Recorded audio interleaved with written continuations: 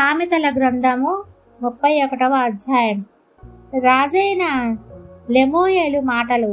అతని తల్లి అతనికి ఉపదేశించిన దేవోక్తి. నా కుమారుడా నేనేమందును, నేను కన్న కుమారుడా నేనేమందును, నా మ్రొక్కులు మ్రొక్కి కనిన కుమారుడా నేనేమందును.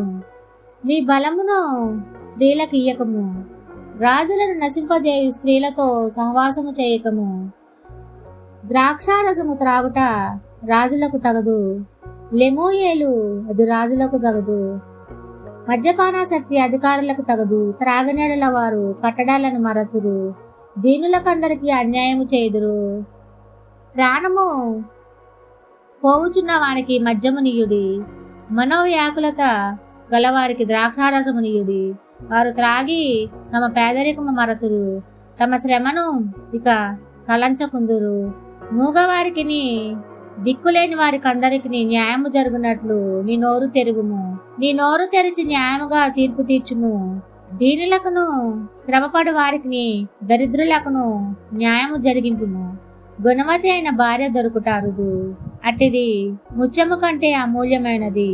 ఆమె పెనిమిటి ఆమె యందు నమ్మిక ఇంచును, అతని లాభప్రాప్తికి వెలితి కలుగదు.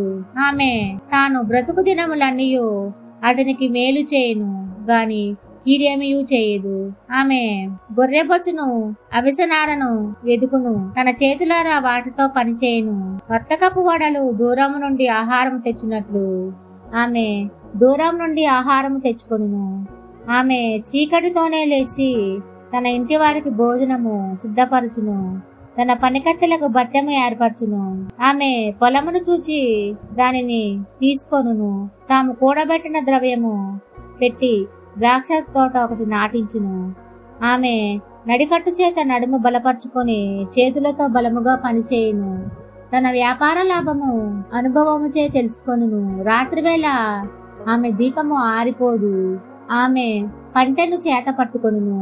తన వ్రేలతో కుదురు పట్టుకుని వడకును. దీనులకు తన చెయ్యి చాపును, దరిద్రులకు తన చెయ్యి చాపును. తన ఇంటి వారికి చలి తగులునని భయపడదు. ఆమె ఇంటి వారందరూ రక్తవర్ణ వస్త్రములు ధరించిన వారు. ఆమె పరుపులను సిద్ధపరచుకొనును. ఆమె బట్టలు సన్నని నారబట్టలు, రక్తవర్ణపు వస్త్రములు. ఆమె పెనిమిటి దేశపు పెద్దలతో కూడా కూర్చుండును, గవిని యొద్ద పేరు గొనినవాడై ఉండును.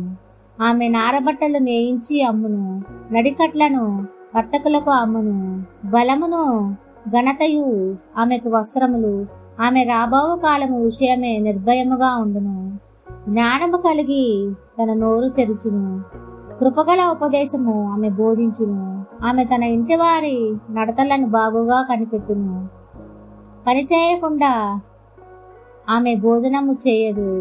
ఆమె కుమారులు లేచి ఆమెను ధన్యురాలందురు. చాలా మంది కుమార్తెలు పవిత్రతా ధర్మములను అనుసరించి ఉన్నారు గాని వారందరిని నీవు మించిన దానవు అని. ఆమె పెనిమిటి ఆమెను పొగడును. అందము మోసకరము, సౌందర్యము వ్యర్థము. యెహోవా యందు భయభక్తులు కలిగిన స్త్రీ కొనియాడబడును.